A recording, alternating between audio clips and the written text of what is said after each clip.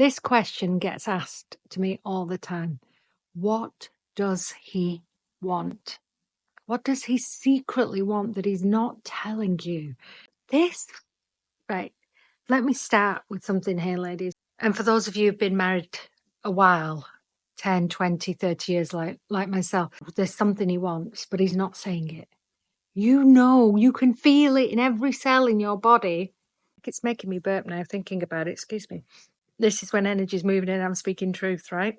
That it's those cold silences, it's those distant looks, it's those you feel pain in him and you desperately want to help him with him, but you can't because you don't know what it is and he's not telling you what it is.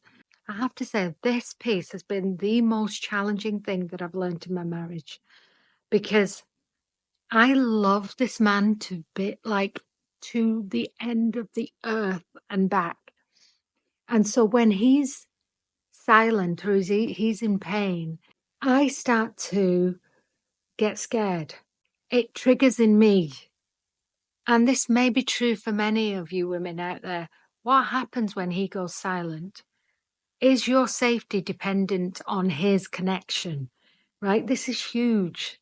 Is your safety dependent on his connection? Because if it is, you are sourcing safety outside of you. You will always be triggered. I had to really think about this one because there was a couple of things for me. When my dad was silent when I was little, it meant that there was going to be an explosion straight after. Or he was so deeply upset and detached his feelings from me because that's all he knew. It's no blame, no shame. That's how he was parented. That punishment was so excruciating for me, and especially because I'm super sensitive with rejection. I can't remember what it's called, but it's basically part of the type of ADHD I have that I get rejection, dysmorphia, sensitivity, or something like that. And so that was deep inside of me.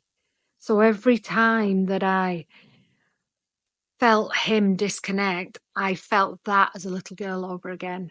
So the first piece on this is not just to find out what he needs, but to find out why you get triggered so much when he goes quiet. Clean that up first, ladies, before you can be of service to anybody else, right? I had to thank him for that trigger and actually go, do you know what? And I didn't thank him physically, I thanked him emotionally. I was like, thank you for showing me that. And thank me for seeing that this is where my work is. Oh, it's when this happened to me when I was a little girl. Oh, shit. I'm making his silence mean the same as it was before. And I therefore meaning that when he goes quiet, I'm unsafe. I had to learn how to feel safe in me. And this is some of the work that we go through and ladies go first. And it's probably going to be one of the workshops that I run in the community and speak deeply into this and answer your questions. If that's something you're interested in, go have a look at the link. There'll be a link somewhere. All right. And so right now, what I had to learn was the meaning and the story I was putting on his quietness, his silence, were my old stories and weren't the truth. Even though I have a feminine intuition, it can sometimes be clouded with deep-rooted childhood wounds, deep-rooted ancestral wounds, deep-rooted motherhood wounds, deep-rooted fatherhood wounds. So I had to go deep and clear them. And that requires energy healing. It requires deep introspective work. And I've done that for a long time by myself and with great mentors. I always have a mentor, always. Because I think it's really important. In order for me to grow and support you guys, I need to be growing and actually leading by example, right? Having my own mentor. And so once I'd cleared all that, once I had realized that I was clean, that his silence was nothing to do with me, I could then be clean to actually have a conversation with him and actually go, babe, when you go quiet, I worry. I want to understand what it is that you're going quiet for. Is it that you're upset with me? Or is it something else? Because that's the story I'm telling myself. And I'm not sure whether that's true or not. And I need your help.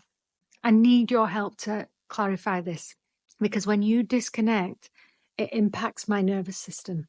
And I can deal with that, but I would rather not. I would rather be able to understand so that I don't have an impact on my nervous system. And so we had this conversation and he explained to me what it was for him. I'm not going to share that with you here because it's different for every man. But the point of this conversation is when you have that conversation with him, what he actually gets is what he needs, which we talk a lot, don't we, about women feeling like they need to be heard. Well, actually, so do men. Men need it as well. They need a safe space where they can speak freely without being judged, without being nagged, without being eyeball rolled, or whatever it's called, without just an open, free space where he can speak freely and not be judged and not be fixed, just nurtured and taken care of.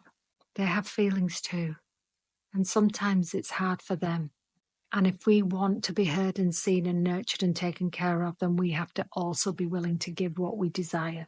Compassion, kindness, grace. There are times when my husband's had such a stressful day and he has nothing left. And he's quiet because he has nothing left. And in those moments, just me being there quietly stroking his hair is all he needs. Or just me giving him the space and taking all the other responsibilities for a moment and allowing him to have that freedom without me being a needy wife is all he needs. And I kid you not, the silences get less, the disconnection gets less, because both of your needs are being met. Your need for truth. And sometimes, by the way, when I ask him, where are you at? It is he's pissed off with something I've done. And that also is an opportunity for me to go, oh, okay, let me look at that. I never realized that that pissed you off. I'm sorry that that happened. Let me look at that. And it might be something as simple as that he always puts this in the dishwasher, right? And if that's the case, which it has been for us, I've often said to him, well, I'm really happy to do it as long as I'm not criticized for the way I do it. Because I've stopped doing it because you've told me I'm not doing it to your standard. And I'll do it to my standard to the best of my ability, but I won't be criticized for it. So there's then room for honest communication. And one of the things that men appreciate the most, as we do, is honesty. Because everybody can feel a bullshitter. And basically what we spend our lives doing in marriages is bullshitting ourselves and each other.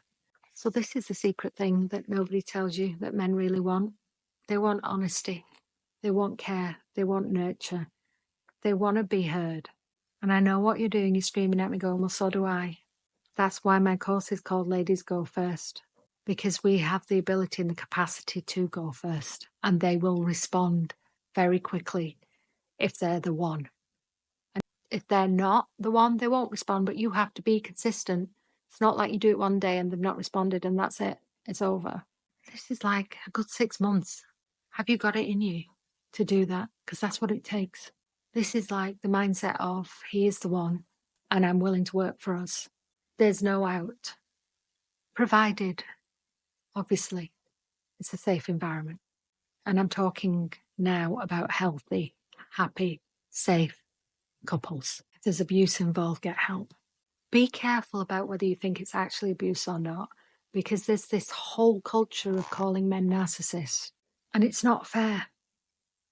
Because the truth is, are we showing up as the example that we desire of love and compassion and caring all the time, 100% of the time? I certainly am not. I'm aiming for it, but I cannot expect somebody else to do something I can't deliver. That is just hypocritical.